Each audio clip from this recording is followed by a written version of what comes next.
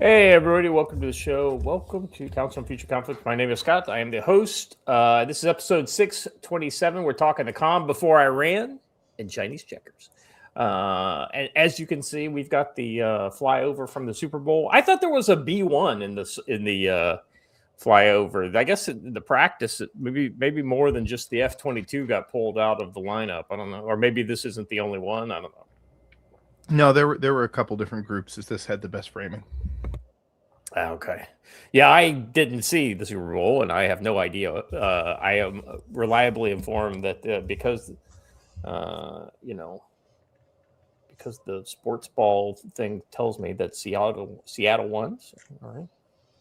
Local kid from Kalispell, Montana, plays for the Seahawks. Oh, that's cool. Yeah. Sorry we're late. I was unprepared today, and we just we were puttering around in the back, mostly me, but I think we were all involved in the conversation. Guys, there's a lot to talk about today. Joe, how are you doing? You know what? I'm doing good.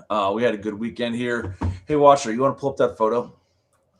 So for those people who have been here to Partisan Camp Ponderosa, know that we have this building with a giant fireplace in it. And Alan, at 86 years old, told me he wanted to have a fire in that fireplace before he died as we're renovating the building.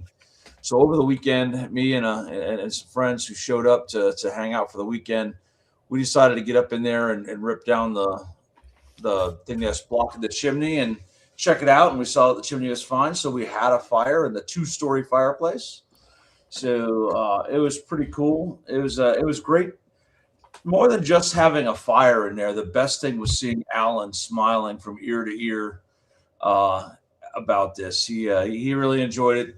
It gave us a great chance to make it happen. And for those of you who've been out here, I just wanted to just show you that we actually did get the fireplace up and running. So first step in the remodel is done, and we had our ceremonial fire. So pretty darn cool stuff. We had some folks up here visiting, and I'll tell you what you need to do is exactly what we did this weekend. Get together, synchronize your comms, do some commonality on updating all your computer programs, the communications things, and we repacked gear bags. We did all of those fun things, and Gene and I appreciate the ladies tolerating us nerding out in the library while they talked crafts and all that good stuff. So it was a good weekend here. There were rounds fired, there were bags packed, and radios actuated. So all is good. That's, Joe, so important, those connections, those kind of personal connections, and even if it's not new people, if it's just reestablishing the old ones, that's in this day and age, you never know when somebody has changed their opinion. So it's always good to do a personal check-in.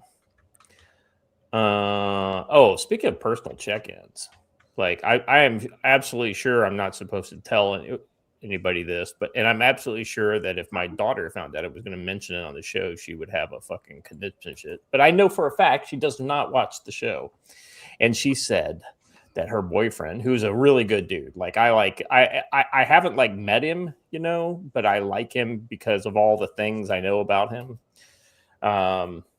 He's not sold yet on the whole Second Amendment. I can understand handguns and shotguns, but I don't know why people need rifles and all this kind of stuff. And so I had to sit her down and be like, all right, listen, honey, I understand you're not the best, but you're going to have to, if you're going to keep him, you gotta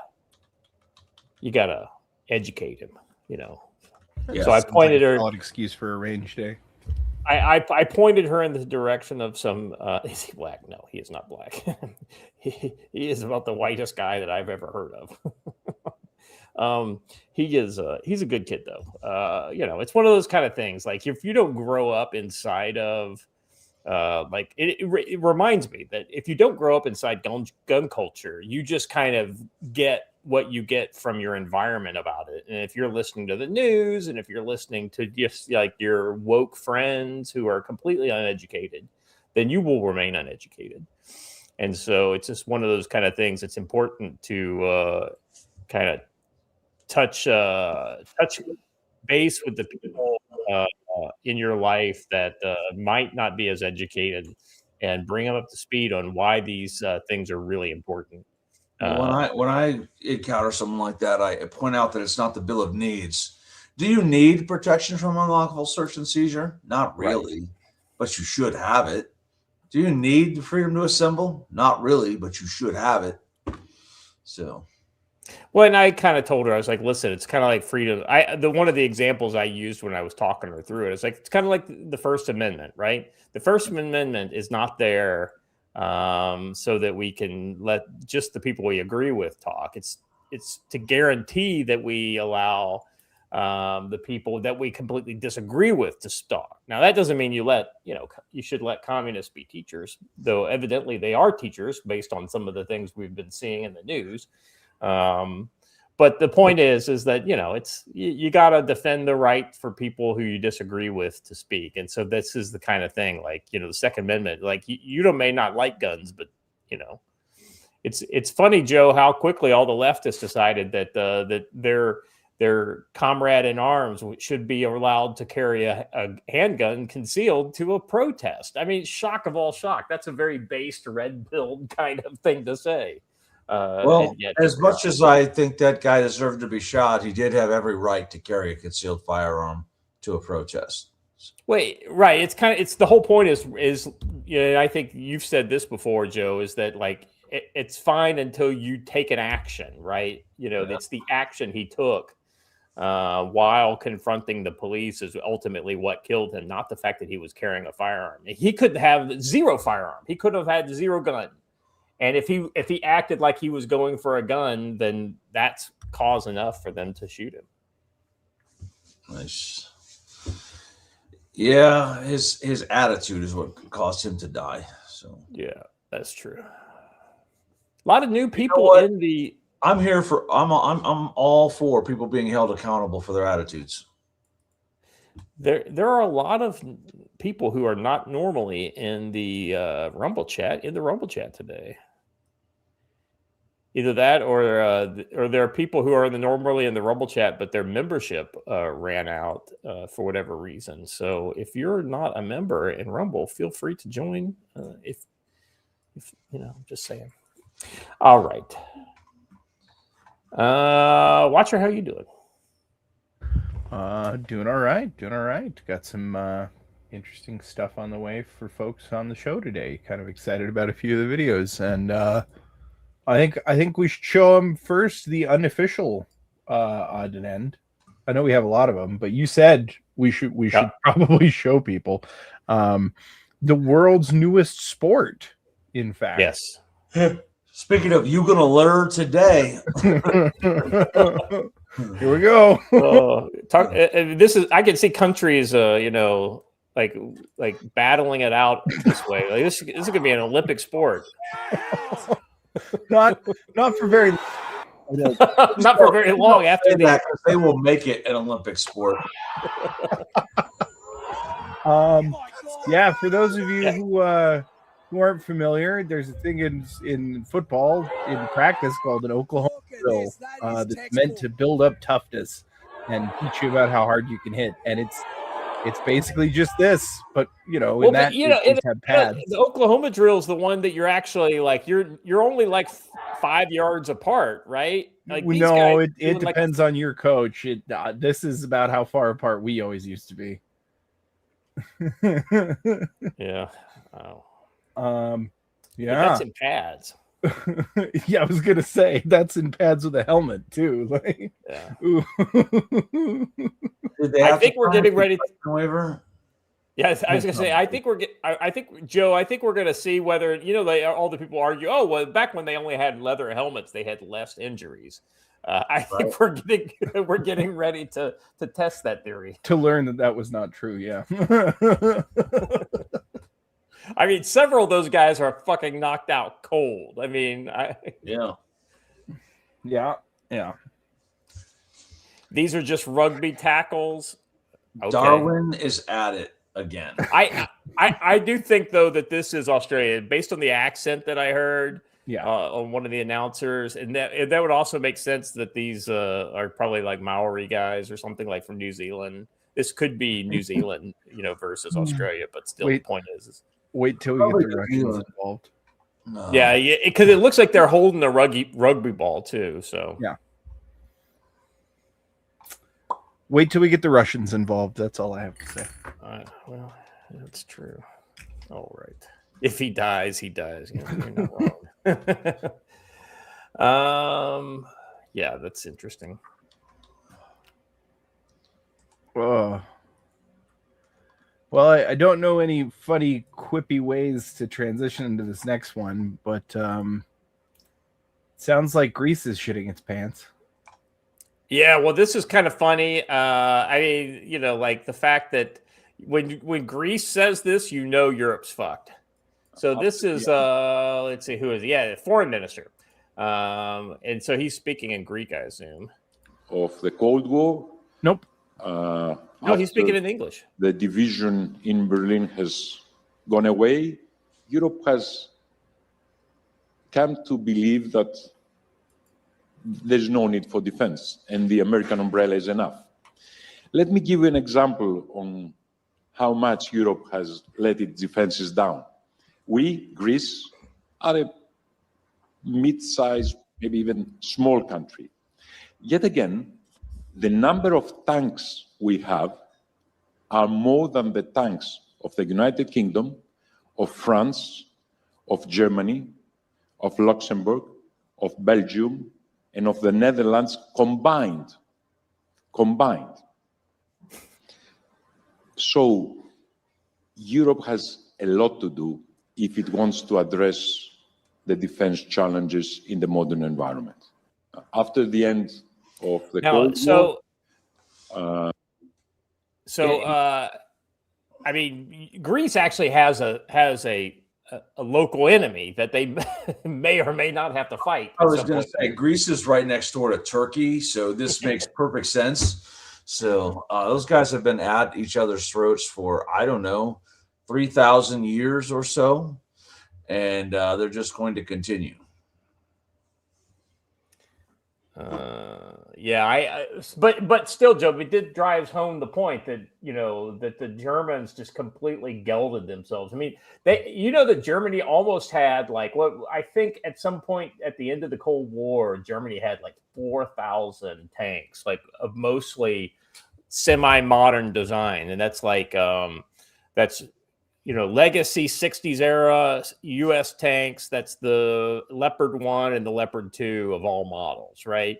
Of course, they only probably had a couple hundred of the most modern version, but still, it's it's most of the 4,000 M1 tanks that we have sitting in the desert out in California are not the most modern versions, but they could be turned into it, much quicker than it would be to build a new tank.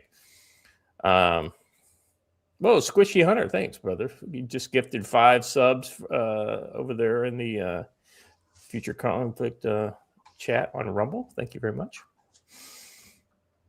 I mean, you think there's a more meta narrative here to this, or is this just countries that actually have an enemy tend to actually take their defense seriously?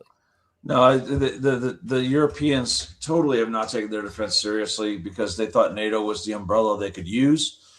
They have an enemy that they refuse to actually deal with. They won't even cut off their energy dependence upon their stated enemy who's about to kill them all. They won't even stop relying on him for fuel. So, yeah. A lot of copium going on in the comments in the chat underneath this one. Basically, people saying, "Hey,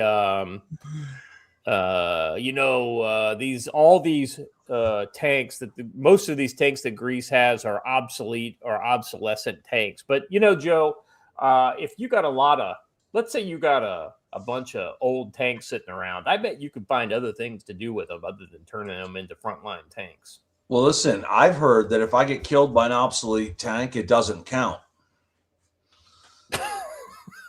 That's true. I mean, I mean, the point is this: that tank could be completely obsolete, but it will still kill you. Here's the question, Joe. Would you rather be killed by an obsolete actual tank or a modern, not a tank, but called a tank by Michael Tracy? I don't think I want to be killed by either one of them. I mean, old tanks are only obsolete in a game of who's got the heat round. That's exactly right. Right. I mean, let's be honest. I mean, Russia has put in modernized T-55s into the theater. Now, are they doing well? I have no idea. I don't know. They probably aren't doing super well. But I bet they killed a bunch of dudes before they eventually were blown up by Ukrainian drones. So tell the people that the T-55 killed in Ukraine that that's an old tank. Old tanks are better than no tanks. Yes, a T-32 could still kill you. And you gave me today's rhyme, so even better. So. You can't murder me. That's illegal. Well, speaking of nations that are recently starting to take their defense seriously. Yes. So real quick, let's put a preface on this. This is kind of like video without context at this point. The next story, actually, I'll just kind of you could watch this video and I'll read from this next story here, which is basically the.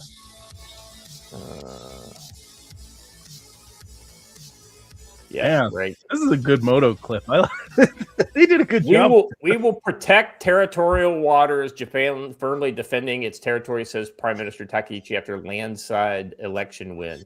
Basically, they won like 3/4 of the Japanese Diet, which is their kind of legislative house, and they could literally have enough votes to change the constitution at this point. It's not diet. Diet, whatever. It's spelled diet. I don't give a fuck. Moving on. The point is that they could change their constitution, and one of the things that is still in the constitution is that they have a self-defense force, not an actual deployable military. And so there has been a lot of talk of things that they would do to change that. And that's kind of what this is kind of getting at, that they are going to join the family of nations and be able to use their military in a extraterritorial manner if needed. And if China decides to get frisky in and around Taiwan, Japan is committing to actually, become part of the solution. If that would be the case. One of the quotes I saw from her over the weekend was that communism will no longer exist in East Asia. Oh yeah, I saw that too. Very based. Yeah, that's what I said. Like, this chick is based. So, speaking at a post-election news conference, Takaichi said Japan must show the resolve to defend itself. No one will come to the aid of a nation that lacks the resolve to defend itself with its own hands. NATO should take some fucking notes on this speech. yeah. We will steadfastly protect our nation's peace and independence, our territory, our territorial waters, airspace, and the lives and safety of our citizens. Takaichi announced steps to bolster Japan's intelligence framework, including plans to establish a national intelligence bureau and strengthen intelligence analyst capabilities to prevent crisis and protect national interest. She also said her government would introduce a legislation to create a committee to assess national security risks arising from foreign investments and revise key security policy documents to reflect the changing security environment. Joe, do you remember how in the 90s, I want to say it was like the mid 90s, like we were scared shitless of the Japanese on so many ways. Like they were leading like on technological means and, all this type of stuff, but they really fell behind. I'd love to see Japan kind of get back into that position again, especially with this kind of renewed sense of national identity they've shown. They need to start having babies. Amen, brother. I get the feeling that they think they might be able to solve this with like robots or something, and I don't think that's that is not a long-term solution. Well, I was gonna say, Gundam win. Yeah. Well, I know that everyone likes to just be memey and funny, but this is actually a good thing and a serious thing. Oh, it's excellent.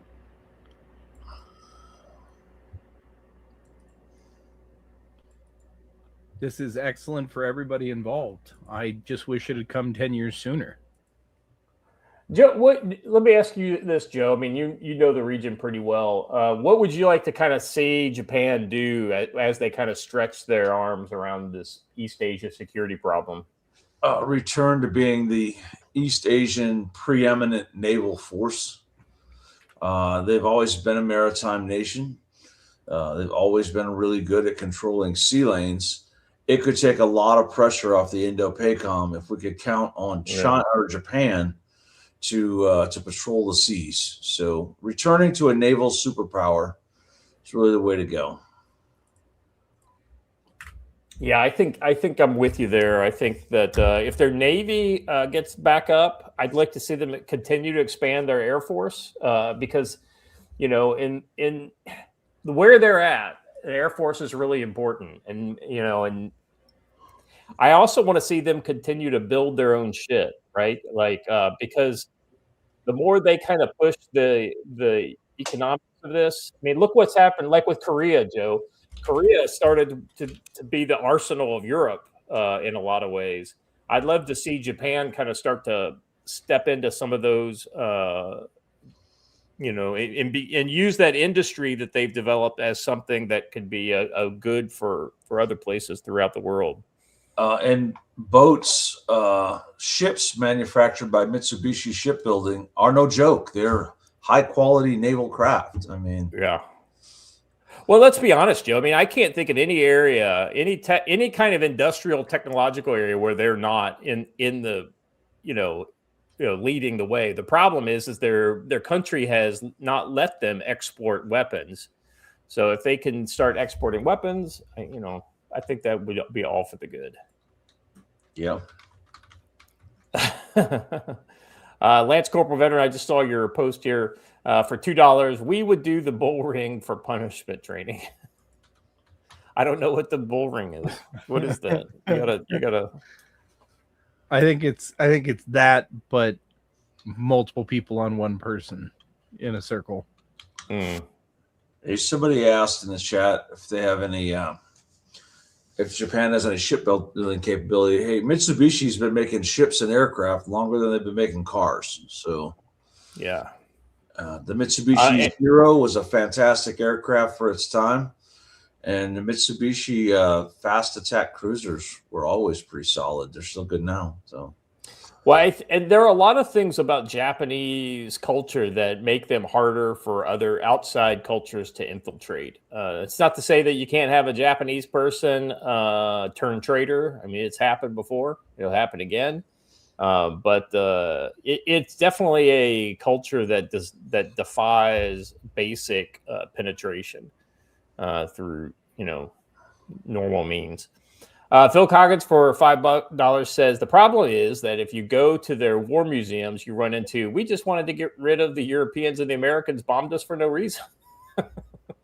Yeah, well, I mean No, it's even worse. I'll be honest with you. When it comes to the Japanese, I mean, they are a little on the kind of the obtuse side when it comes to some of their historical deficiencies, let's just say. You know, like I had a Japanese officer once ask me when I was in Japan for an exercise, why did the Koreans hate us so much? I'm like, dude, you don't know? You gonna learn. Oh boy. I explained to him about how noses were chopped off and sent back to their shrine. And that was in ancient history. That's not even the modern stuff that Japan did. Okay. Yeah. hey, Robert Chalk, for the record, the United States Marine Corps still has Hueys too. Just throwing that out there. Yeah, what is it? The Zulu model, X model? I don't know. It's something like that. Well, I don't know, UH1NX something or other. But yeah. It's there's 2 in every tilt rotor, or in every not tilt rotor, but every helicopter squadron. Command and control birds, good birds still. Yeah, and those updated ones with the ones the Marines have now, they've got double engines in them, and they're beastly. Yeah, what's the I couldn't remember. I'm going down the autistic rabbit hole here for a second. King, I think everyone knows why no one in Korea likes Japan. I'm pretty sure we're all well versed on that. Yankee variant. It's the Yankee model, Joe. Yeah, it's the UH-1 Yankee. That's the current version. All right. Make the Coast Prosperity Spheres great again. Well, speaking of updating things. All right, let's go into this. Is this? Wait a second. Is this the same story about the? We're probably going to end up talking about this in the China one. All right. Yes, we are. Yeah, let's skip this one. Let's skip it for old Rattlebones then. Yeah. Yeah. Well, we still have this one. Joe, what do you reckon? What do you reckon his chances of hitting a point target are? Well, there are 2 chances, slim and none. This is clearly more of a to whom it may concern weapon than one addressed specifically to you. It's perfect for Muslim nations. It allows them to spray and pray at I was going to ask rounds per minute. Called the African Special. So. I mean, don't get me wrong, it's very impressive, but it's. Yeah. It's it's funny. It's the tickle me Elmo of tanks is what it is. And it's not like it's just one of them seems worse than the other, but both of them are doing it considerably. Russian engineering. Let's see. This sounds interesting. I spent this weekend looking for and trying out some repeaters in the area, and now me and my buddies found a DMR repeater that covers our whole AO. The DM32UV is an amazing radio. Good segue, Joe. You want to talk? Stand by. Yeah. While he's doing that, here, but I was just grabbing one. It's even better when you buy this extended battery on it. This extendo here, 38. Joe's like, I got some of the flex. Nice. Yeah, I got flex the radio for a little bit, and I've upgraded my antenna. But really solid radio that you can get at Brush Beater Store. So great radio. Get you one. Well, real quick, Scott, before we move on, you've heard of bullets being gyroscopically stabilized. Yes. These are the new Russian wiggle stabilized variants. Wiggle stabilized. Somebody put in the chat down there, the headspace is more of a guideline anyway. But my joke about it was like, you see here, boy, that's how you get your beating zone. The barrel wobbles and it gives you a larger area dispersal for each individual beating zone. There's a 2 world wars joke in there somewhere. Well, I would hate to have to come up with the fucking SDZs for this thing. I mean, just it's like literally you're throwing rounds off at a 15-degree angle off a bore. Needs more DACA. That's exactly right. That's probably this weapon is highly effective on area targets, not so much on point. Scott, I need some explanation for this next one. I don't. What am I looking at? Oh no. This is you're already in topic segment 1 here. You've gone too far. It identifies as point of aim fluid. Very well done.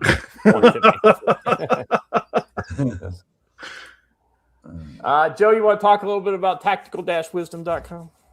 Why not? We didn't get much done over on the website over the weekend because we had folks here. We were doing a whole bunch of stuff. We will finish out preparing for Unrest probably today or tomorrow, and then we'll come up with something for later in the week. We will also finalize the schedule. I got a schedule made and then realized I skipped a few things that needed to be on there, so I'll get on that. If you are going to be in Montana this month, come on and join us at the Sportsman's Expo, the 27th, 28th, and the 1st in Kalispell, Montana, at the Northwest Montana Fairgrounds. We're going to give away a rifle. So come on out, visit the food pantry table and the Camp Ponderosa table. And it's $5 a ticket. I think it's like 5 tickets for $20. It's going to be an AR pattern rifle. I don't know exactly which one, but it's going to be very, very nice. So come on out and check it out. Watcher, I'm going to need you to go and buy some tickets for me. Right. Wouldn't that be just beat all if like one of your buddies bought Yeah, tickets? I would buy them for you, but I don't want that heat of Don't Joe need that bought the juju. tickets and then won the rifle. Right. Yeah. By the way, Alan brought out for us to test out this weekend the Ruger, whatever the Ruger takedown 9mm carbine is. The barrel comes off and you can throw it in your backpack. Nice gun. We got it shooting out to 100, pretty solid. Pistol caliber carbines are a good thing to have. You know what we I need to build agree. for Alan to shoot? Go ahead, Watcher. I'm sorry, I was stepping. Oh, no, it's fine. You know what we need to build for Alan to shoot, Joe? What's that? Oh yeah.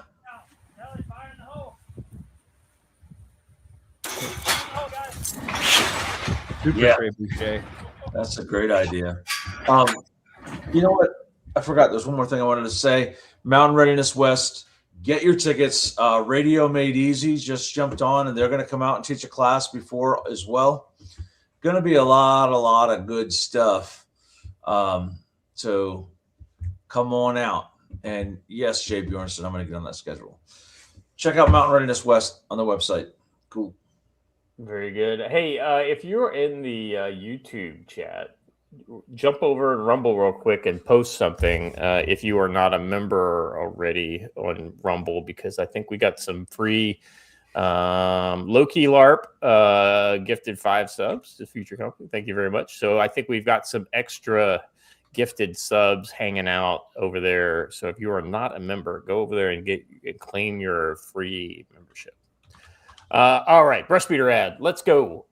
In the midst of the rising tensions across America, protests flaring in major cities, political violence simmering, and uncertainty driving domestic unrest, reliable communications and preparedness aren't optional. They're critical for staying informed, coordinated, and secure in your community or group.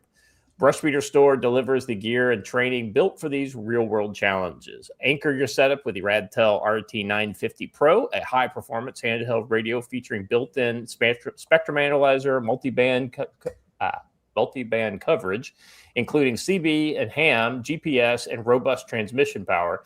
Monitor signals, detect activity, and keep comms alive when networks fail. Pair it with the Tactical Communications noise-canceling headset for crystal clear audio in noisy, high-stress environments, hands-free reliability during patrols, watches, or team ops. Gain deeper insight with the Tiny SA Ultra Spectrum Analyzer, a portable powerhouse for scanning frequencies, spotting interference, or identifying threats, giving you superior SIGINT and situational awareness. And to transform that hardware into true capability, sign up for the RTO 3-day course, combat proven training in field procedures, creating signals, SOI, signals, operating and instructions, frequency management, and operating in austere, unconventional scenarios. It's hands-on skills for effective group comms under pressure. Beyond these, explore Brush Beater's expanding lineup, radios and antennas, thermal and night vision, optics, field manuals and books, tactical gear, logo apparel, freeze-dried survival food, and now a growing selection of rifle and pistol magazines to round out your preparedness. Get the RT950 Pro and build your net at brushbeater.store/collection/handheld-radio-HT. Enroll in training at collections-training or use code CFC10 for 5% off all radios, accessories, and courses. Orders over $100 shipped for free. Big thanks to Matt for powering the Council on Future Conflict while the unrest grows. Head to brushbeater.store, enter code CFC10, and form the connected security presence your community needs. Now, back to the show. Well, hold on. Be right back. I need to go buy a radio. Yeah, right. It's a good price. Also, I forgot to mention, you saying that reminded me.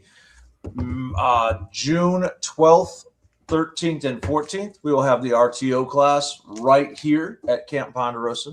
And then the 15th, 16th, and 17th of June, we will have the SIGINT course right here. So if you take a week off of work, you can hit both SIGINT and RTO. But wait, there's more. We're going to have a one-day break, and then I'm going to roll into Fieldcraft. So you can get all of those classes out of the way in 1 week's time with both weekends. So check that out. I'm sure Kay will probably show up around here sometime during that time frame.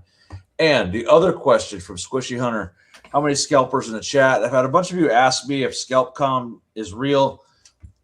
Here's my patch. There's actually some discussion that I'm going to be on the board of ScalpCom. So check it out. It's going to be actually a good thing. We've got a lot of great things planned. Come on. That sounds and awesome. Scout is also going to be a member of that same board. So good stuff. All right.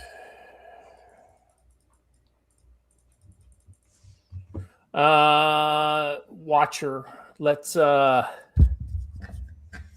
move into segment number 1. The calm before I run so Feel like I'm far away. Go ahead. getting deja vu. This is like a rock war number 2. A rock war number 2. I go look at those oil supplies. I'd be ashamed if someone invaded you. If someone invaded you. And I ran so far away. About my night and day. All right. So you I feel bad for a flock of seagulls at this point. Flock of seagulls never look so good.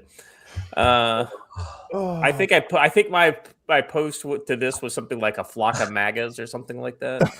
Sixard says, "Grok, is this real?" Well done. Well done. Oh boy. We have to laugh about the fact that we're guys. It kind of struck me over the weekend, and it was not like one thing.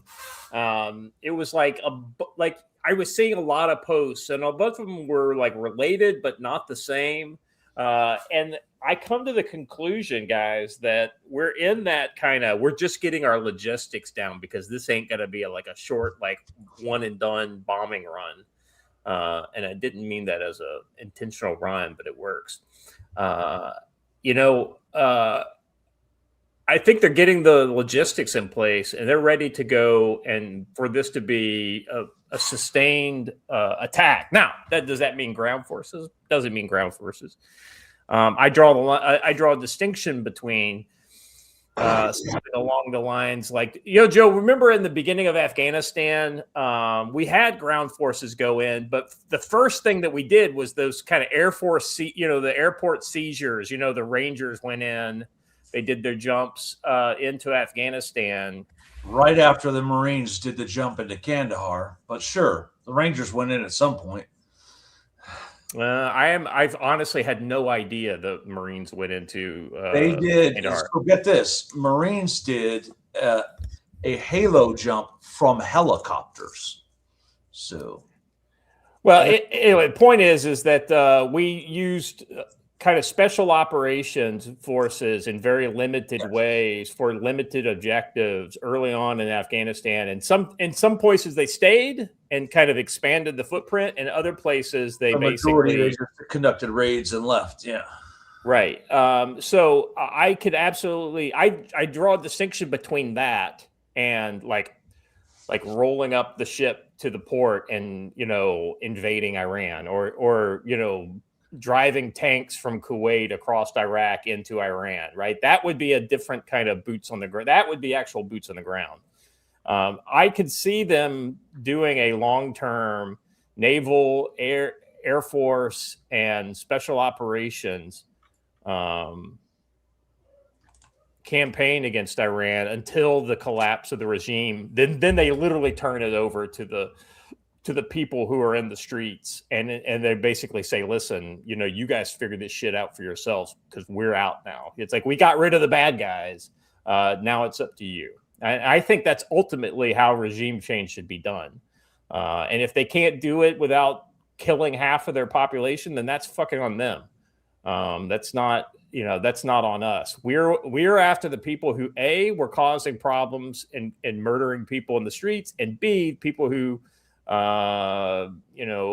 caused a direct threat to U.S. forces either in the region or outside the region. I think that would be the stated goal of the United States government in that case. Personally, I'd rather they just didn't have to do it at all. But if they're going to do it, that's the way I think they should do it. And that's what I think we're kind of rolling into. Where am I wrong on that, guys? Where do you think I might be off?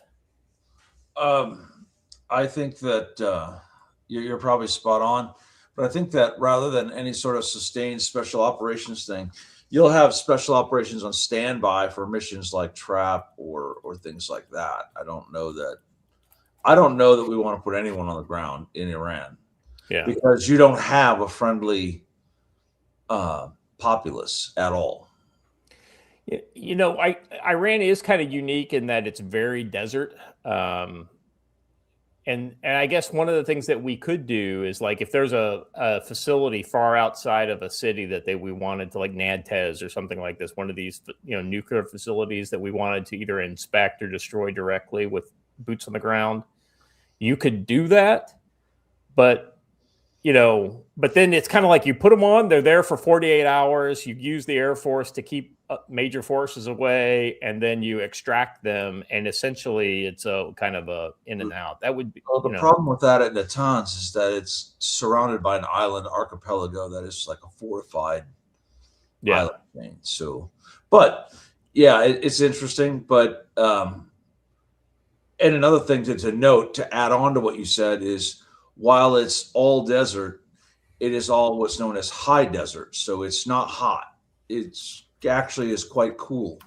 And it does get hot in the summer, but in the wintertime, it can be very, very cold and very, very dangerous. So there's a lot more to fighting than just picking out a target and hitting it. There's understanding the environmental considerations and what that means for your troops on the ground and their survival. So, yeah. Some might call that fieldcraft. I don't know.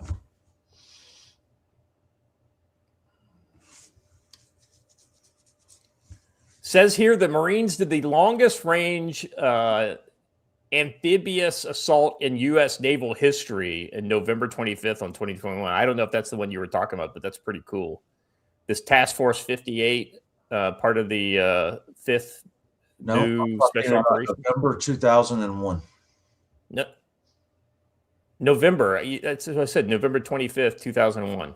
Oh, I thought you said November 2021. For whatever reason, but yeah, Operation Rhino. Yeah. That's I was operating together, which is also unprecedented. So, yeah, I wasn't aware of that. I was only aware of like what the Rangers did. The longest amphibious operation before that was the evacuation of the embassy in Mogadishu in '91. This guy. Yeah, some cool shit that the Marines have done. All right. Let's kind of get into this topic a little more in detail. So, all right, bear with me here. I'm leaning very heavily on posts from OSINT accounts and analysis accounts that I don't entirely agree with, but I agree with enough to show it to you guys and for you guys to make the decision on your own. So this one is called Intel Sky. This is not an account that I was following before this. I get the feeling that a lot of their output is AI generated, but I can't say that for sure. Anytime you see, just so you know, this is like one of those kind of heads up on content because so much content is generated by computers nowadays. This long M dash here at the end of the first paragraph here, like that is a harbinger of AI content. And when you start seeing that in text, that's usually not something that most people use. So that's why you just kind of your radar goes up. Anyway, list of 7 long impossibilities. Netanyahu takes the target bank to Washington, and 1,000 Tomahawk missiles await the closing of the sea tonight. Let's see. Comprehensive report. Let's see. While the world sleeps, anesthetized by Trump's optimistic statements, the numbers and movements on the ground scream a single truth. We're heading towards an inevitable clash.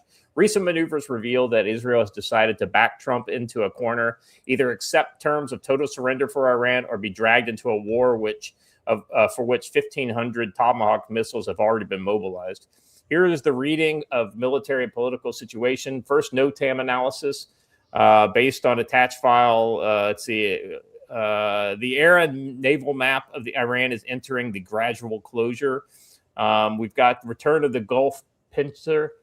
Tonight, status comes into effect in a few hours.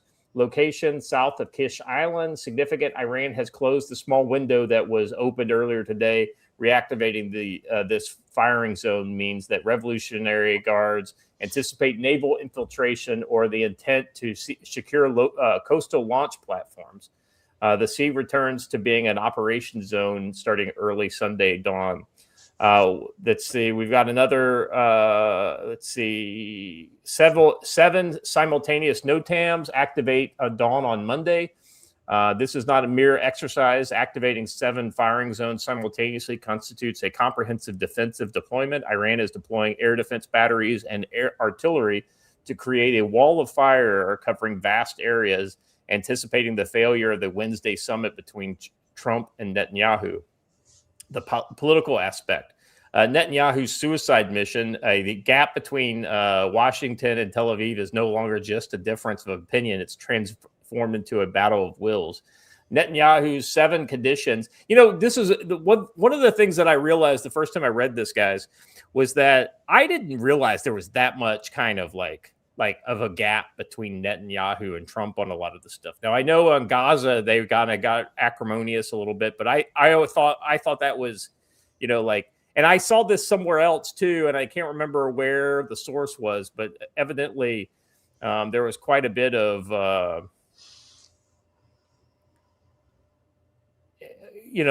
there was quite a bit of stuff showing that there's some gaps between Netanyahu and Trump on this. Have you guys seen that, or are you aware of that?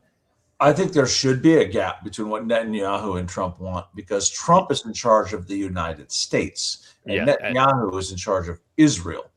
And I'll leave it at that. Yeah, I don't like the idea of this whole idea of like we should do what Israel thinks is best because it's best for Israel. What we have got to do is what's best for us. If those two things align, then they align. If not, they don't. All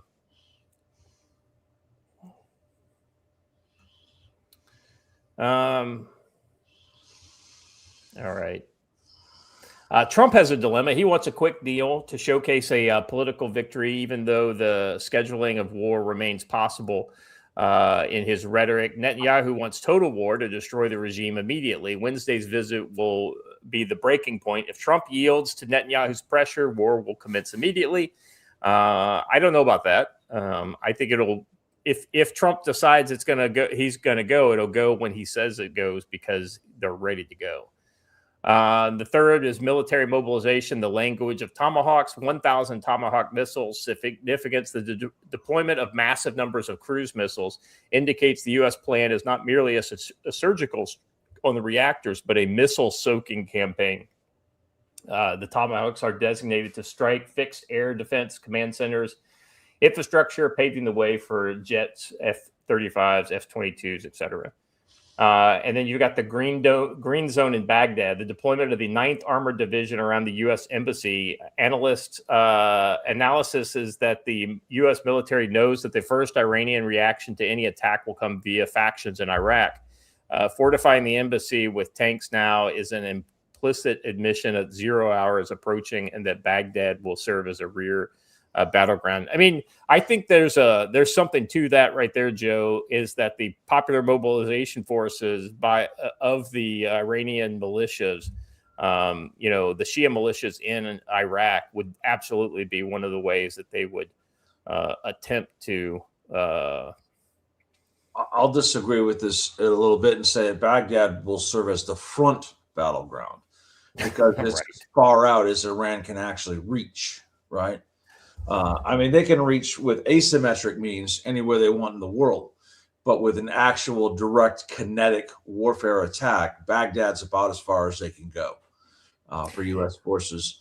And the bombing in Iran will be the backdrop, at least from the American standpoint, right? The American standpoint, we're not going to cause any casualties on Americans in Iran. They're going to be here in Baghdad. So, all right. Watcher, any thoughts on this whole? No, just it's curious to see how many VLSs are all in one area. How long is it going to take us to restock them? I mean, Don't get me wrong. I think this is a good thing, but we're not exactly sitting flush right now.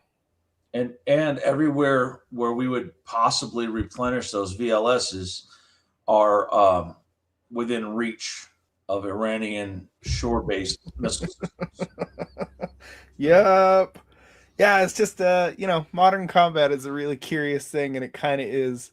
He who has the most vertical launch cells wins. Well, I mean, there's something to that, right? Let's see. What's the island off Basra? Man, I don't know why I don't remember this. Al Khafji? No, that's the town in Saudi Arabia. Whatever that. Oh, I know you. I know the one you're talking about. I don't know. That might become a key facility. So let's hear about this wall of fire. Yeah, so this is the Iranian videos are so dumb, but anyway. This is a subsequent post. Actually, this is an older post. Let me go to this is the one from 5 hours ago. So this is this as of today. So we talked about the NOTAM status. That's kind of no real big change there. And then I kind of like this how they kind of update the ones that are still valid and they move on to new things. So this is the way a lot of these Intel sites do their open source Intel. It says here, Northern Front is not just a diplomatic mission. The arrival of the U.S. president in Armenia and Azerbaijan, accompanied by 31 military flights, C-17s, 332s, which is the cargo, the / VIP transport for DoD. 31 aircraft for the vice president is this an operational figure, not a protocol one? A VP does not require a cargo fleet unless he's transporting command posts and intelligence units for permanent stationing.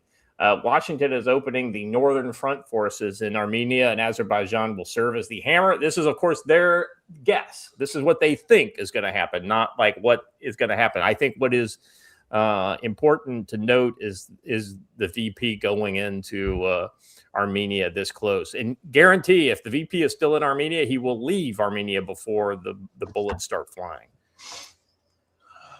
And then basically he's trying to get Baku and Yerevan on the same side, on the same page, and allow this to utilize their airspace in case of the shooting war starts.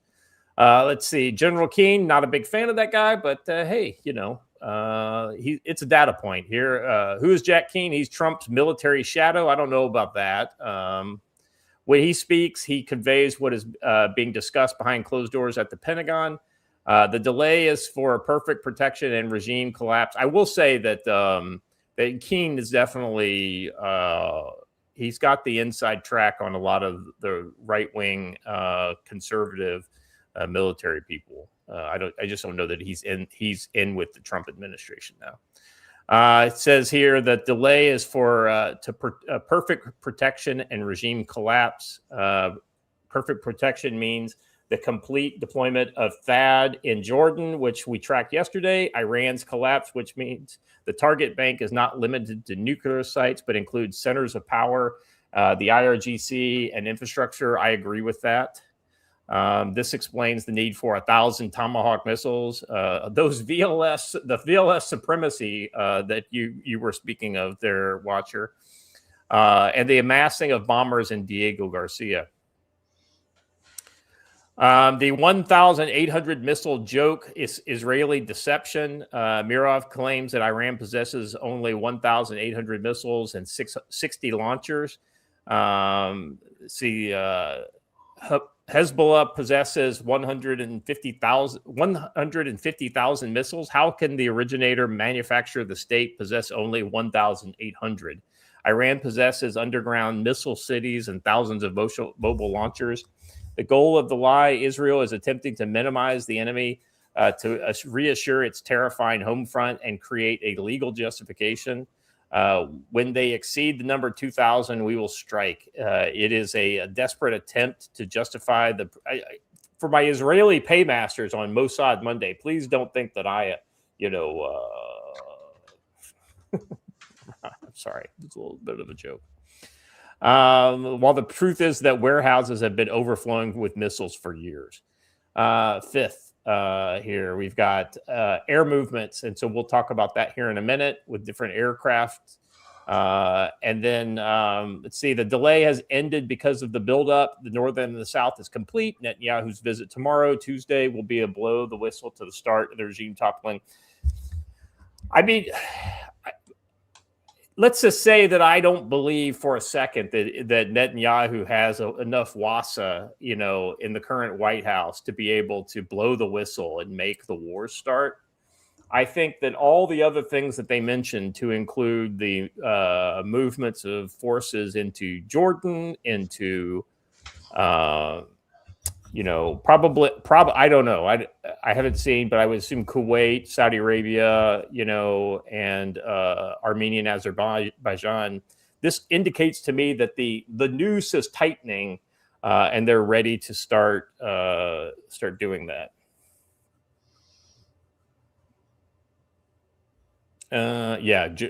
Joe, you were absolutely right, though, by the way, in the chat. Yeah, they are absolutely willing to expend countless lives of their proxies in all these places. Look what they did with Gaza. Iran knew that the Gaza attack was going to happen, and they knew that what Israel would do. Yep, 100%. All right. Any other kind of thoughts on some of these ideas before we go on? We've got the Iranian foreign minister telling us the way it is. احتمال الحرب موجود دائما ونحن. Let me just kind of read what we got here. Can we respond to your question before? Or I'm sorry. I'm sorry. Go ahead. I mean, you asked us a question and immediately rolled on past it. I think that a lot of those, where they lay out those scenarios, are just the OSINT bros fan fiction, right? They're hopes and dreams. The reality is going to be quite different. So I think that we won't know until it actually happens, but something will happen. We can't let the attacks on our ships go by. That still has gone unanswered. So something's going to have to happen on that. Yeah, I mean, this is one of those kind of conflicted areas, right, Joe? It's like, I don't want for us to do any of this stuff. Like, I would just love to see the beginning of the withdrawal, almost the complete withdrawal from the Middle East of U.S. forces. That being said, I mean, if a dude punches me in the eye, I am not just going to walk away. I'll go back even further than that, Joe. If somebody punched me 10 years ago and I never got the opportunity to pay him back, I see that dude. And we lost a lot of Americans to Iranian causes in Iraq. There's a lot of payback for what happened in Iraq that needs to occur, and that's one of the reasons why Iran has been always one of these countries that I feel like they have not got their just desserts yet. Yeah. Agreed. Well,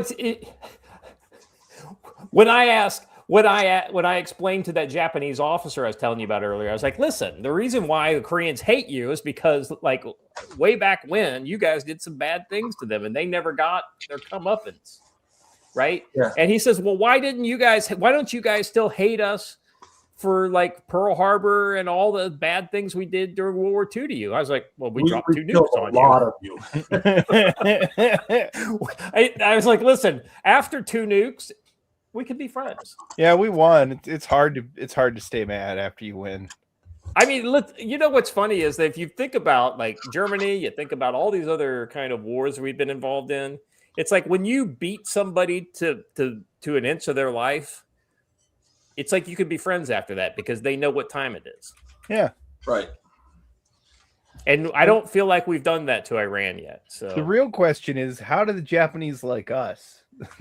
That's always the part of it I've been confused about. Because we are Godzilla, and Godzilla has decided to stop eating them. Some actually might say that's the proximal cause of World War II, because at the end of World War I, with the Treaty of Versailles, the German war machine was not taken down to the level that it was at the end of World War II. And you left something intact, therefore they used it. So. Well, I also think there's something to be said for the fact that everybody basically blamed the Germans at the end of World War I, but ultimately the Germans weren't the cause of World War I. Yeah. And I think there was a lot of national humiliation, to go along with that. So, yeah. All right.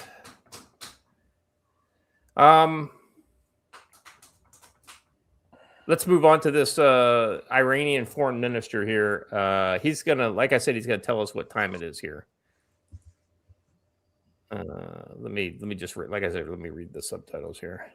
To attack American territory, but will attack American base. So basically, before that, he says it's impossible for them to attack American territory, but we will attack American bases in the region. The possibility of war is always present, and we are prepared for war. I told the American negotiators yesterday, you have two. Let's see. I told the American negotiators yesterday, you have 2 options. You have 2 options for us: war and diplomacy. Our choice is diplomacy, but we are prepared for both options, even more so than before. We hope that America will choose diplomacy. For people who choose diplomacy, they don't seem to want to do any of the things that we ask them to do as part of that diplomacy. It's ironic. They're the ones who need to make the choice here. They can either get attacked or not. That's right. It is literally your choice, guys. Yeah. If America launches an attack against us, we do not have the capability to attack its territory, so we will attack the American bases in the region. This will draw the entire region into war. We do not attack neighboring countries, but rather American bases. There is a significant difference in this. Yeah, right. Tell that to our allies who you violate their sovereign territory. What do you guys think about them going after our bases and basically coming right out and said it? Well, actually, I think that's a better option than them going after shopping malls in Minnesota and Michigan and wherever else. So yeah. At least our bases are already prepared for that possibility and have been dealing with it. He acts as though they don't currently attack our bases on a regular basis. Yeah. Right? There have been all kinds of drone attacks and things like that have just never made it to the papers in the lab.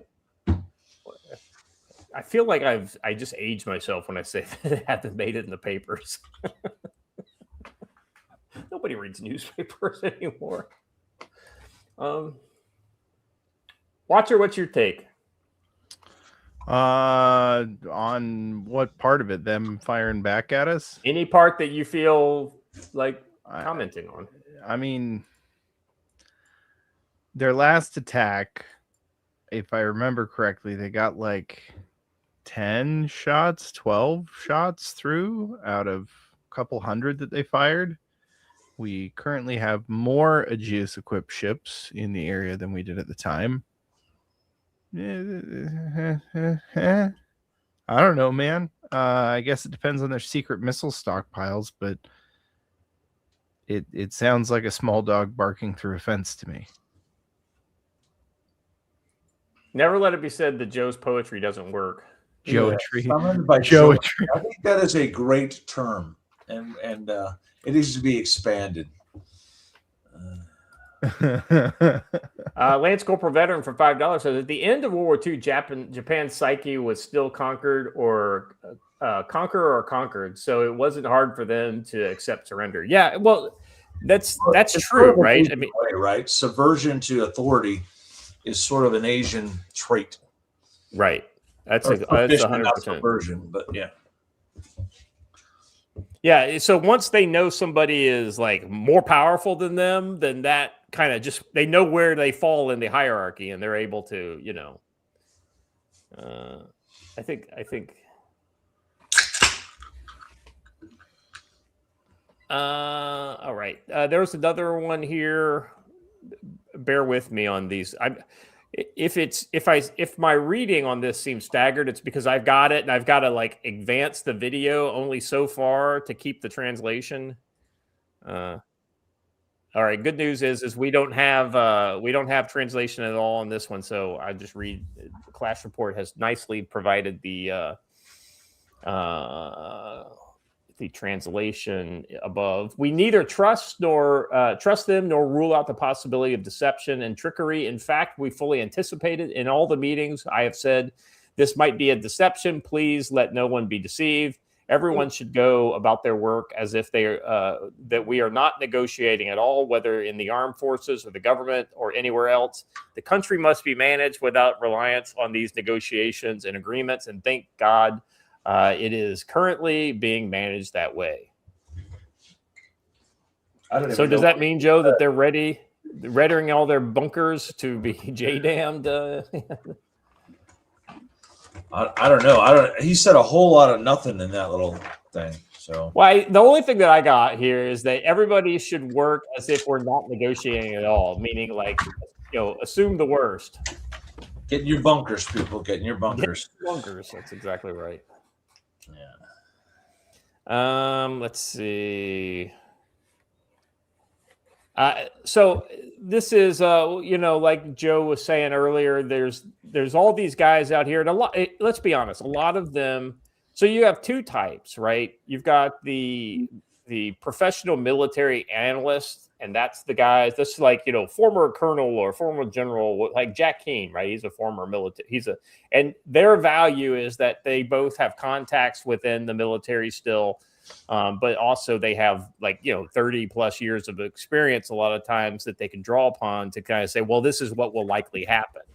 And they generally couch it in very certain types of ways. Then you have the other type, and these are kind of, this is kind of where we fall in a way, but you got guys who basically are former lower level, you know, intel and security experts who have various different and there are no less accurate, I've learned. And the OSINT bros tend to fall into that category, right? Like, you know, I don't know how many OSINT bros out there are basically an autistic E5 who gets out of the military and then opens an OSINT account and, you know, starts printing his money or whatever. That being said, I just want to point that out before, you know, I kind of show these. This is War Radar. It's an account that I follow now. It's had some good stuff, and is also one of the things I like is that they cite their sources. So basically, where they're getting the info from. Iran is reportedly preparing a multi-front strategy to counter any U.S. strike, according to TASM news agency and the Telegraph. Within hours of an attack, Iran could launch ballistic missiles and drones at the U.S. bases across the Middle East. The IRGC has practiced swarm attacks with rocket and torpedo-armed boats, while cyber operations could disrupt U.S. logistics and allied coordination. Tehran has warned it could block the Straits of Hormuz, potentially pushing oil prices above $200 per barrel.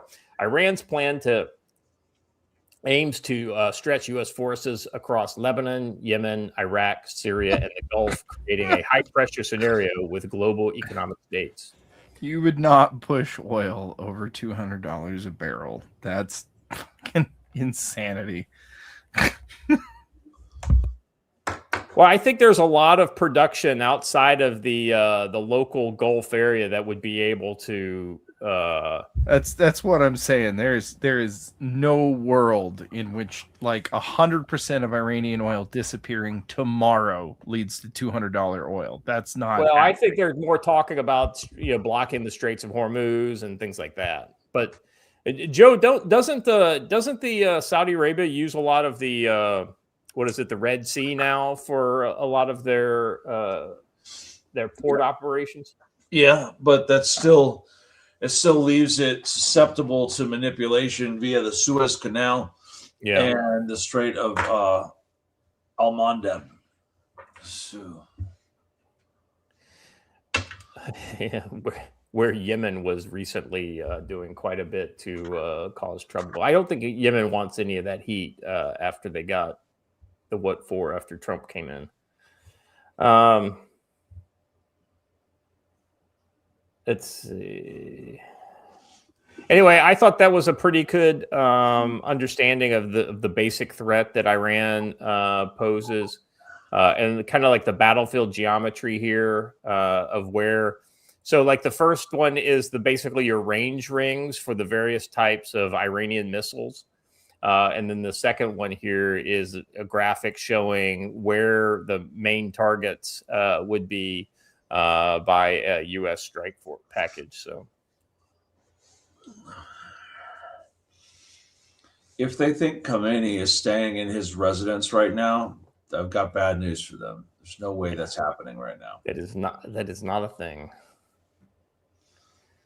All right, I deleted number 6. So actually, if you want to play that video right there, you can. I'm just going to kind of move on to the next thing. Is that the Constitution? These are all U.S. ships. Okay. Yeah, I deleted that one just because of the redundant information with the previous. So we're going to start talking about the regional, U.S. Side of the equation and the buildup in the region. So F-22s pulled from Super Bowl flyover due to operations, planner says. So if you look at the patch here, the commemorative patch for the Super Bowl. And you'll notice what appears to be an anomaly. While military aircraft flyover on Sunday is set to include the B-1 Lancer, F-15C Eagles, alongside Navy Super Hornets and the F-35 Lightning fighters, the patch also includes silhouettes of another advanced jet, the F-22 Raptor. According to the planner, that is not a mistake, but evidence of operational needs are taking priority.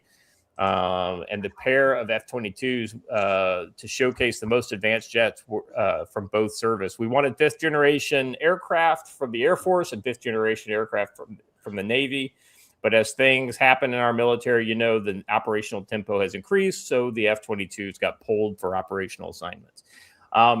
That's, I think, noteworthy, considering the Super Bowl is probably the highest profile military, kind of partnership event that they'll do all year long. Not the first time, though, that I've heard of this kind of thing happening, but just ironic. Yeah, it doesn't necessarily mean that they had to go there. There could have been any of a number of other things they were needed for. Or it was all just show, right? Yeah, right. All right. So this is that was the F-22 one. So then I deleted 7. Sorry, watcher. I deleted some of the posts because of just redundancy. The next one is how appropriate on Mossad Monday as Mossad commentator. Regional military buildup continues. Analysts circulating from regional analysis circulating from regional observers suggests the U.S. and the partners are still building out a defensive network across the Middle East in preparation for escalation with Iran. At least 19 major U.S. bases and command centers across the region, expanded deployment of Patriot and THAAD missile defense systems. The USS Abraham Lincoln expected to operate near Oman. F-15s in Jordan and British F-35s in Cyprus, focused on air defense, not offensive operation. I thought that was interesting, Joe, that they're putting essentially defensive fighters up, but not for other fighters, right? They're for these drones because they're so worried there will be so many of them. I don't know. I didn't know that was why they were there. That's just what they're saying. We used all of our air assets throughout Iraq and Cyprus and Jordan to shoot down drones the last time. I don't know why it would be different this time. Yeah, I just, it's just you don't think of like high-end fighters as being the solution to Shaheeds, but a lot of times 20-millimeter cannons on an F-16 or an F-35 or whatever is just what you need, I would guess. Let's see. Large-scale coordination of missile defense, logistics, and regional integration takes time, and the process appears to still be underway. What do you guys think about this buildup? And is it different than what we've seen previous? And do you think it's indicative of actually going versus, some sort of deception operation, or just a kind of a saber rattling operation? Well, it's awfully expensive for saber rattling. So I don't know. I'm not in on the planning process, but I think that, again, someone fired at the Lincoln. Well, not someone, Iran. And then Iran fired at one of our logistics ships. That will not go unanswered. Historically, the U.S. has never allowed that to go by unanswered. So something will happen. I just don't know how much. Yeah, I guess my point was kind of hinting towards the Russia thing. We early on in the Russian buildup, it was the weird little logistics things that we noticed that kind of tipped the hat to the fact that Russia was thinking along the lines of actually invading versus, just kind of like a political buildup or whatever. And your point is well taken that this is very expensive for just a political buildup. And if you look at what we did with Venezuela, there was a long buildup before the eventual snatch operation that they did. So a similar pattern, I think, could be drawn. All right, moving on. Let's see. The next one is number 10 on the list there, Watcher. This we've seen this a lot before and previous. This is the aircraft trackers. When not in an operational environment, most times they will leave the transponders on for these aircrafts. So you can kind of see activity going and a lot of times they'll wait until they get into the operational areas before they turn these transponders off.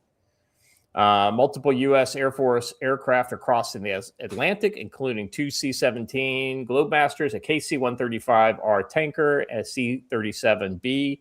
The C-37B is an Air Force executive transport aircraft used to fly senior officials and military leaders.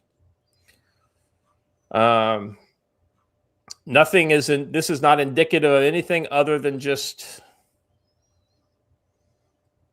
things that make you go, But yeah. I think that in all honesty, there's a large number of C-37Bs and V-25As that fly around all the time, though, right? Senior officers got to get places. So, yeah, this next I'd be post more interested in knowing where it came from and where it's going, right? Yeah. It's funny you should mention that because this next one kind of it doesn't really hone in on it, but it shows the actual the stateside indications there. U.S. forces are repositioning fast. The U.S. has stepped up military positioning around Iran, allowing for rapid action if ordered. Heavy airlift in the region, roughly 112 U.S. transport planes, C-17s, are already in or heading towards the Middle East. I don't think that we have that many. I think they mean like actual sorties. That many flights. Yeah. Yeah, sorties. Right. Yeah. 100%, Joe. With 7 to 18 more still en route, far beyond normal levels. The carrier and support forces active. You've got the Abraham Lincoln operating off the Arabian Sea near Iran while refueling command and long-range assets are being staged across the region in the Indian Ocean. Nuclear monitoring flight detected. U.S. aircraft used to detect nuclear activity flew over the Mediterranean, and Trump envoys visited the carrier alongside CENTCOM's commander. None of this confirmed strikes are coming, but the groundwork has certainly been firmly laid. Once again, I agree with that assessment. It's not indicative that something will happen. It's indicative that they're thinking about making something happen. And anytime they're thinking, that means it's a greater than zero chance that something will happen. This one, of all of these, this is the one that I was kind of like scratching my head on. This next one here, Joe. 4 U.S. C-17 Globemasters heading towards Azerbaijan, suddenly disappearing from radar. So that is them basically, hey, we're in the operational area. This is where you turn off your shit, So that's what that is. That's them turning their transponder off as they're, so that the final destination is not exactly known. Meanwhile, another super galaxy was on the way to the Middle East. Now total count on this month is approximately 13. Something big is coming. All these these OSINT accounts are basically hinting towards the same thing. They're picking up all the little breadcrumbs, and there is a trail there. We just don't know when or what will happen. Something is going on. Who knows what? So eventually it'll be information from an account like this one here that we're looking at. This is the last one, Watcher. This is actually what happens when an operation goes off. The Department of War says quarantine. We mean it. Nothing will stop DOW from defending our homeland, even the oceans halfway across the world. Overnight, the U.S. military forces conducted a visit maritime interdiction and boarding of the Aquila 2 without incident in the Indo-PACOM area of responsibility. The Aquila 2 was operating in defiance of President Trump's established quarantine of sanctioned vessels in the Caribbean. It ran, and we followed. The Department of War tracked and hunted this vessel from the Caribbean to the Indian Ocean. No other nation on the planet has the capability to enforce its will through any domain by land, sea, or air. Our armed forces will find you and deliver justice. You will run out of fuel long before you outrun us. The Department of War will deny illicit actors and their proxies the ability to defy American power and global maritime domain. Halt your engines and muster your crew on the quarterdeck. That's what was going on right there.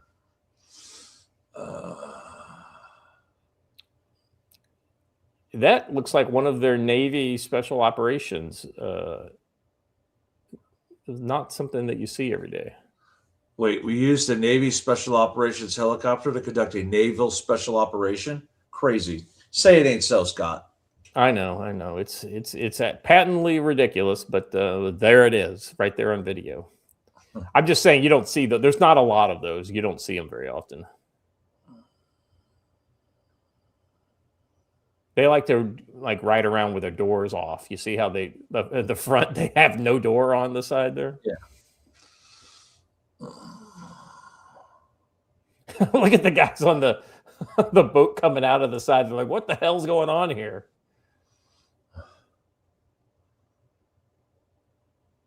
I think I would have been like, hands up, don't shoot me, and point at the skipper.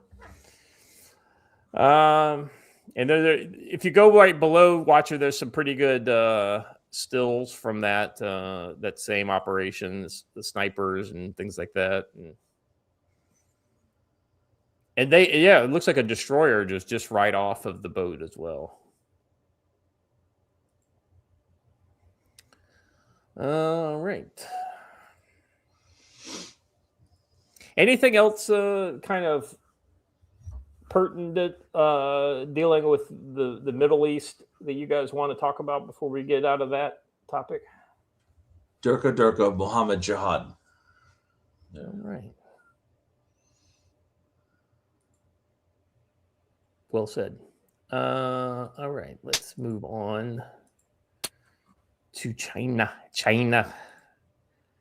I really don't want to talk about China, but they keep reminding me they exist. China. First up in the hopper here, why China's nuclear arsenal is under fire as Russia-U.S. pact falls apart. U.S. accusations about secret Chinese nuclear tests surface amidst arms race anxieties, but Beijing says concerns over its weapons are all hype. Yeah, because they just deny everything and continue to do whatever the fuck they want to do, because they are going to do whatever the fuck they want to do anyway. An international organization responsible for monitoring global nuclear testing has long denied allegations by the United States that China has conducted secret nuclear tests. The Comprehensive Nuclear Test Ban Treaty Organization, or CTBTO, that's a mouthful. Make something up. I know, right? The global body tasked with detecting nuclear explosions has said its monitoring systems did not detect any event consistent with the characteristics of a nuclear weapons test. That's not probably the test they're talking about, but we'll go ahead here. Robert Floyd, the body's executive secretary, said the statement in the same day that the more detailed analysis supported the CTBTO's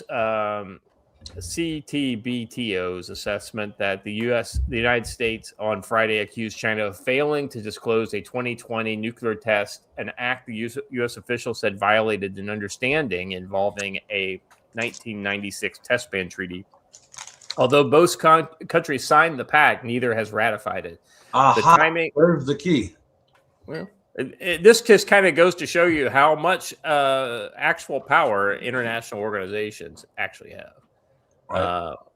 Somewhere between 0 and none. The timing of the U.S. accusations highlights tensions over a collapse in global arms control framework, the anxieties over a scale of Beijing's nuclear capabilities. The accusations came as the U.S. declined to extend the START treaty. Arms reduction treaty with Russia and called upon China to join a new three-way nuclear arms control effort. A proposal Beijing has rejected, stating its nuclear arsenal was much smaller than those of Washington and Moscow. I can reveal that to the U.S. government is aware that China has conducted nuclear explosive tests, including preparing for tests with designated yields in the hundreds of tons, said Thomas DiNanno, the U.S. Undersecretary of State for Arms Control and International Security, speaking at a disarmament conference in Geneva. Joe, what do you think? You think that if he is going to come out and say that maybe they have some pretty reliable intel that yes, in fact, they have done that? Well, let me say this. We're talking about an event that happened in 2020 as if it happened yesterday. So I think that some of this hype is a little bit overblown. China's restarted nuclear testing. Yeah, way back in 2020. And it wouldn't surprise me if they did. But I guess my question is, so what? What are we going to do about it? And China conducts nuclear testing. We conduct testing of all kinds of things. I don't see the big deal here. Well, I think Johnny here is on board with your proposal. Make atmospheric nuclear testing great again. But that's not what I said at all, and that's not what this alleges either. I know. I'm just making a joke of the point. I guess this all comes down to whether or not someone thinks that a nuclear test ban or arms control frameworks and all that kind of stuff work, right? I think they have a mixed track record. I think we saw some pretty good work in the 80s, and the Soviets actually followed some of those frameworks. Some of the agreements made after the fall of the Soviet Union made sense because the idea was to reduce total numbers of nuclear arms in a kind of post-Soviet world. What's the enforcement regime? That's what I mean by so what? Okay, yeah. What happens when they violate one of these? Nothing, because neither side has ratified it. So it makes no sense to rattle cages over it, I guess. Yeah, no. I guess I'm getting to the point of why would the U.S. propose a new nuclear arms control treaty, and why would China be interested in even signing it, much less ratifying it? I don't know. I guess, it's one of those kind of things. I don't know for a fact that it matters either way, if I'm honest. That was all I was saying. Like these international organizations like the CTBTO, that's a mouthful. That doesn't make sense to me. What does make sense is if two countries make a decision, like, "Hey, listen, we want to do this," here is how we will verify, right? Because there were some pretty strong implementations during the Cold War of like you guys can literally, they have the ability to come and like overfly. But those were ratified agreements. Disagreement. Right. That's ratified by either side. So therefore, it's not the same thing. It's apples to oranges. I guess I'm not talking about the non-ratified. I'm talking about the point of new nuclears, is what I'm saying. I think we're talking about we're talking past each other on that one. I'll shut up. I didn't tell you to shut up, Joe. I'm telling you that I'm not talking about the unratified nuclear test ban treaty. I'm talking about the idea of why would it make sense for the U.S. and China and Russia, to the three countries, to have some sort of a nuclear control agreement between the three countries. I think it makes sense, but at the same time, I don't know because I just don't know a lot about this. That's what I was talking about. I thought it was clear, but I guess I wasn't.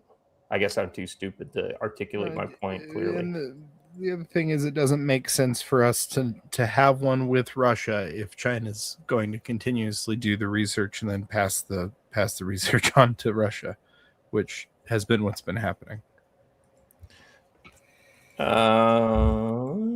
Shit. Hold on a second. I have to go to an archive link on this next story. This Bloomberg story is forcing me to.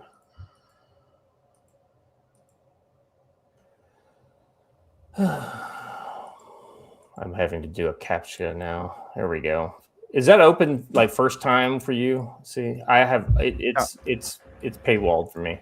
Speaking of stories that I'm too stupid to comment on articulately, thus I will just read the story and put it out there for the chat to just talk about. China urged banks to rein in treasury exposure. So the China topic today is not like China is doing X and we're going to talk about 3 stories about it. China is just being China, and they have decided to choose violence over the last couple of days, and we're talking about various stories relating to that. All right, so China urges banks to curb their treasuries exposure while Goldman tells traders to buckle up for the week ahead. And congratulations to the 12s in Seattle and beyond. Okay, I don't know what that is. Oh, the Chinese regulators have advised financial institutions to rein in their holdings of U.S. Treasuries, citing concerns over concentration risks and market volatility, according to people familiar The move was framing around diversifying risk, but geopolitical tensions remain. The latest source of which may be the sentencing of pro-democracy former media mogul Jimmy Lai for 20 years in prison. I'll be honest with you. Anytime you hear these types of pronouncements out of China, and they say it's, it's just investor advice or whatever. No, it's not. The fucking government gives these because this is what the government wants the financial people to do. There is no freedom to make a choice to do something one way or the other in China.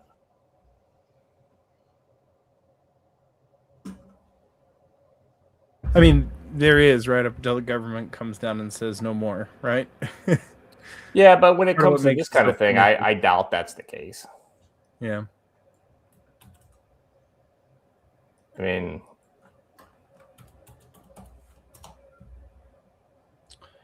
yeah, and the gold market over there is exploding because of it. Let's see. There's a little more about it here. So some of the reason citing is concerns over concentration risk. We already kind of talked about that. Market volatility, actions recommended, limit new purchases of U.S. Treasuries, pare down existing positions for banks with high exposure.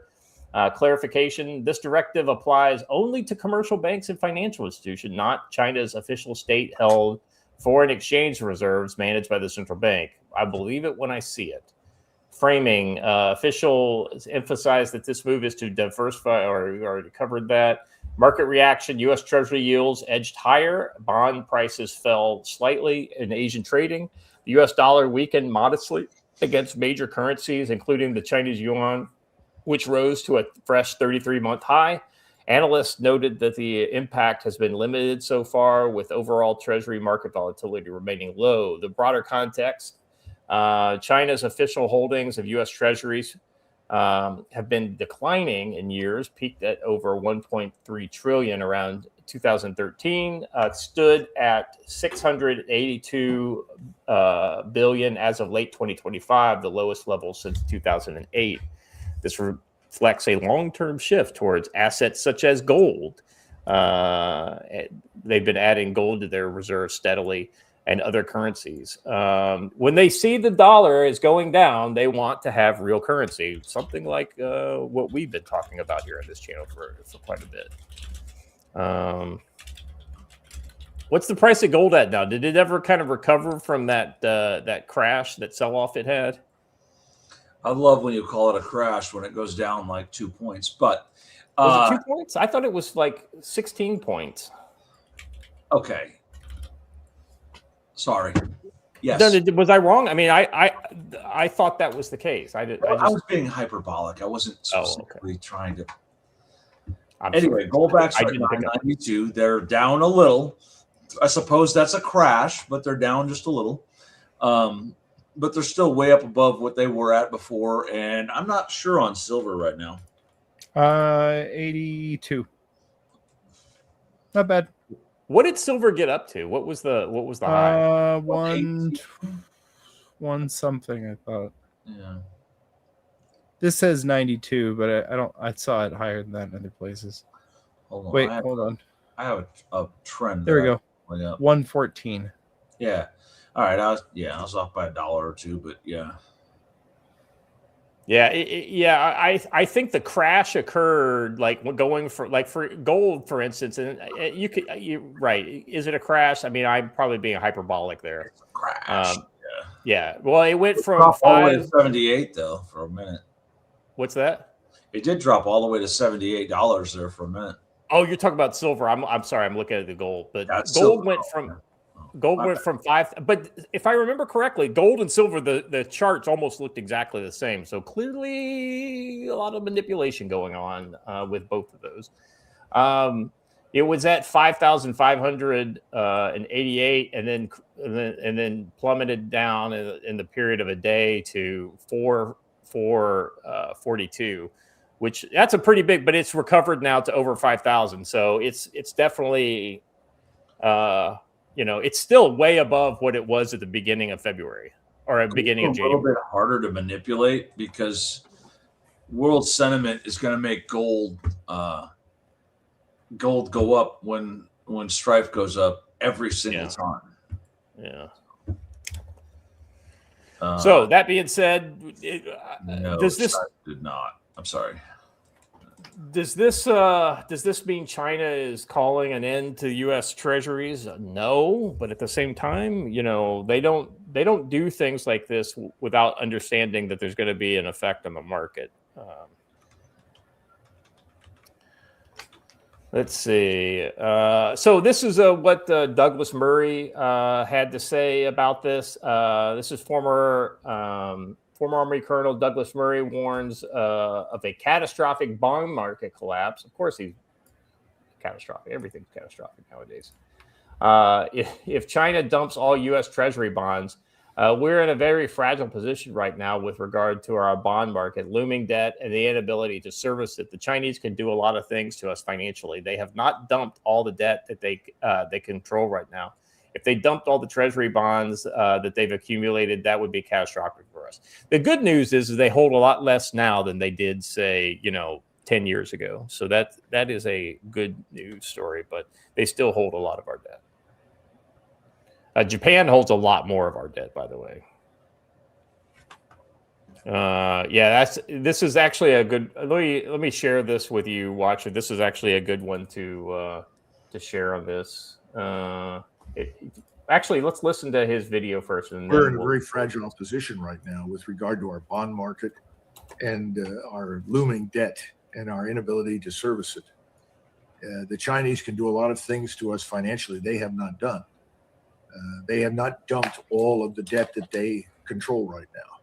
If they dumped all the treasury bonds that they've accumulated, that's something like 700 billion. That would be catastrophic for us. We're in a very fragile position right now with regard to our bond market. All right, let's our looming. Pause. Pull up the next one that I put in the private chat. So this is who actually owns our debt. So you can see here, like, domestic holders of U.S. debt is the largest piece. That's all the blue stuff. International is other countries is 3.5 trillion. Japan is the largest single foreign holder at 1.1 trillion. And China has less now than they had in this. This is as of 2023, so they have less now than they did then. But and then UK has 680 billion in U.S. treasuries. So it's not the end of the world, but it would definitely be a fucking kick in the nuts if China were to dump their treasuries. I just wish there was a way for us to identify Chinese treasuries and then basically say those treasuries are all worth zero. It'd be fun. All right. I always tell people. This next one's a little bit crazy. Yeah, let's watch this. I always tell people. First of all, who is this guy? So this is Representative Gene Wu, Democrat from Texas, I believe.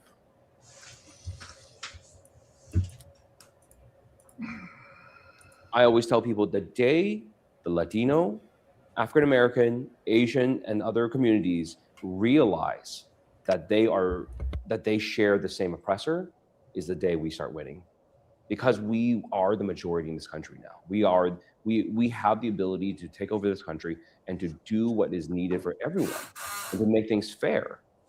But the problem is our communities are divided. They're completely divided. And I talk about this. I always tell people the day the Latino, African American, Asian, and other.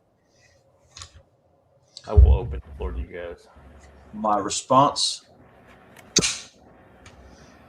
Yeah.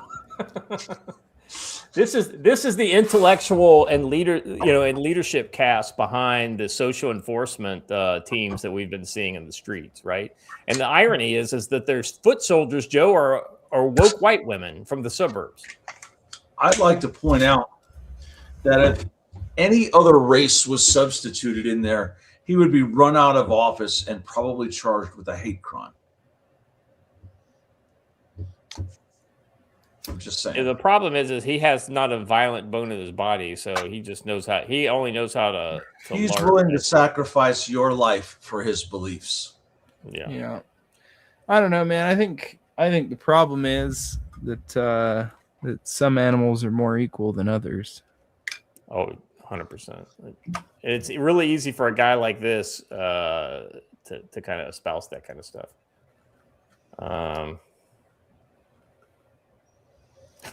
Tony Moon, the rooftop Korean, says, just found out this dude was adopted when he was an infant and has white parents. Thanks, Mom and Dad, for raising a great job raising a commie. And then I would challenge that the type of parents who adopt Chinese children are exactly the type who would raise those children to hate their parents. Yeah. Christina It's Wong. white guilt that makes you do that. Yeah. We have white guilt. What kind of race baiting hell is this? That's Christina Wong. A lot of good stuff in the comments. Christina, I still need you to apologize for the pizza. I'm still waiting. I love you, girl, but I'm waiting on a DM. That's funny. All right. What do we got next here? I don't have that one. What is it? Am I out of order? I don't know. You're out of order. My list. China rejects calls to enter new talks on START treaty. And I believe that this is well, but that's by. You know what? I think I deleted this one because it was. But this are the Chinese nukes driving around the streets. This is just like all those videos of the trains moving around the U.S. Oh my God, we're going to war. Yeah. Or someone's going to NTC. One or the other. No. I think these nukes are part of a program where these are just. I think they just keep them moving. Like that's part of their strategic deterrence. Is that they just kind of circulate around the country. What, Joe? Don't you remember when we saw the cranes, the nukes that were dressed up as cranes moving around? Yeah. I think these are for a parade. There's multiple types. They have the labels on them, and the tires are very polished. Because I'm 12, I have to point out that those say DF31BJ. Joe, I feel like this is a time to notice that we haven't had our favorite drop yet on this. You know where those ones are headed? The BJs? Djibouti. All right. Enough of that. Tomfoolery. That's not 12-year-old. That's 8-year-old. All right. This next one is just in case you thought they were just when you thought the Chinese were done making new islands in the South China Sea. Continued monitoring of the land reclamation island building activity at the Antelope Reef, Paracels Island in the South China Sea highlights the pace and scale of China's expansion of this distributed Chinese occupied feature through January and February of 2025. Huh. So, like there was, we've got, if you go down below it, it's got what it looked like previously before they started this operation right there. I guess there's the previous outpost down here.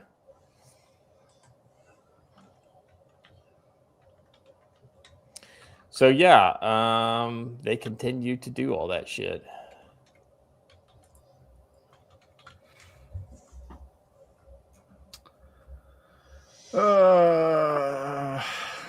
As a reminder, they do all that so they have places to set up missiles and radar domes and barracks and port facilities and supply facilities, and because they expect a knockdown, drag out fight. The more of these we can somehow deny them, the better, and we don't really have a strategy for doing that yet.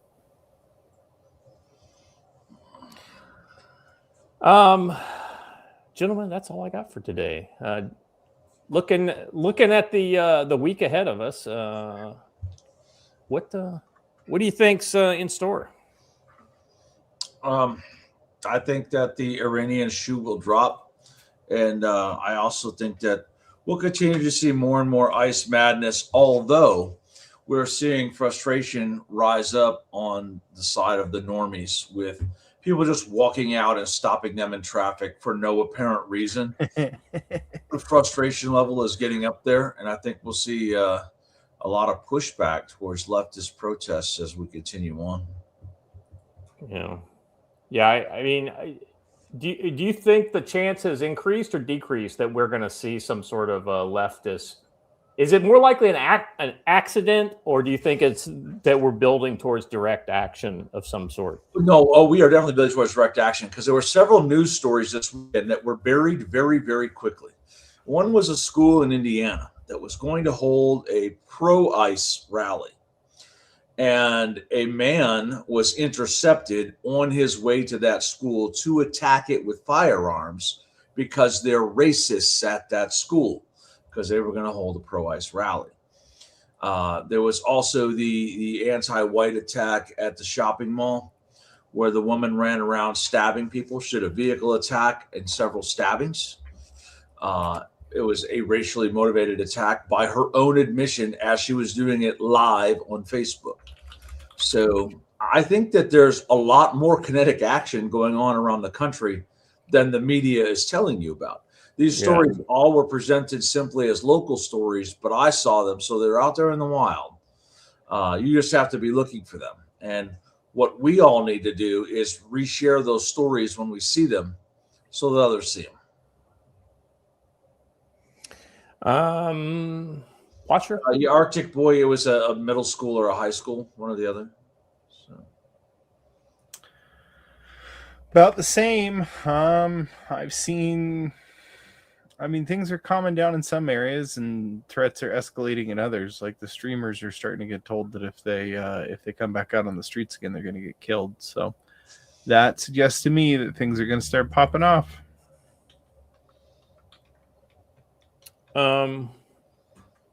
Yeah, for me, I'll focus on the Iran piece. Like, I think that this buildup shows that it's real. It's not a saber rattle. This is a real operation ready, ready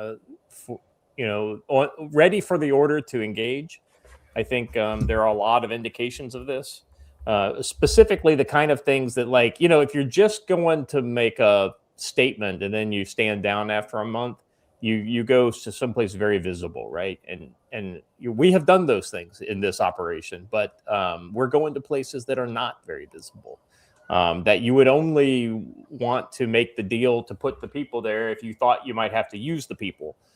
And a great example historically of one of these deals that didn't work out was when we tried to push Fourth ID through Turkey in the Iraq invasion, and it didn't work out, and they had to go around. So that's what I kind of see.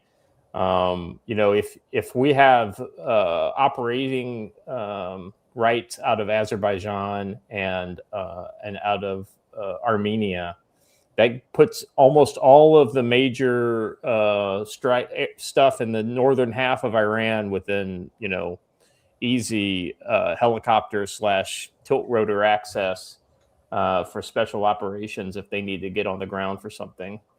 So, I think it's going to happen. I don't know. The biggest question is whether or not Trump wants it to happen. I hope it doesn't happen. But if he decides it's time to go, it will go. Right. Anything else, guys, that we missed or that needs to be addressed? Like I said, we didn't talk about the domestic stuff, and Joe, you're right on the money. There's a lot of kind of stuff happening that's not getting, that's maybe getting overwrought or overrun by some of the more visually infuriating stuff. Those riots are still going on in all those locations like Portland and Minneapolis. But I don't see anything really new occurring in those, so we'll continue to monitor that. Any other kind of flashpoints that we need to mention today? I don't know. The Minnesota State Patrol certainly cracked some skulls outside of the Whipple Federal Building, so that was new. Oh, that's right. That was they did some. they kind of modified how they were kind of. They're actually like they showed up as opposed to not. So the Minnesota State Patrol has not been there the majority of the times when they had these incidents. They showed up this weekend. They declared it an unlawful assembly. They gave them a time limit, and the minute the time limit arrived, rather than giving them a new one, they just went to work and cleared them out. So, all right, guys. I think that's time. We're giving the people 5 minutes back out of the day early. So let me just say, if you haven't, are you like cleaning your keyboard there or something? Oh, sorry. I thought I was. I'm like, what the fuck is going on? If you haven't done already, please like the video, subscribe to the channel, hit the bell for notifications, do all the things for us so that we can be, successful in the YouTubes or whatever. We will be back on Wednesday. I want to thank Joe and Watcher, of course, as always. Chat, you guys are amazing. So until Wednesday, stay safe.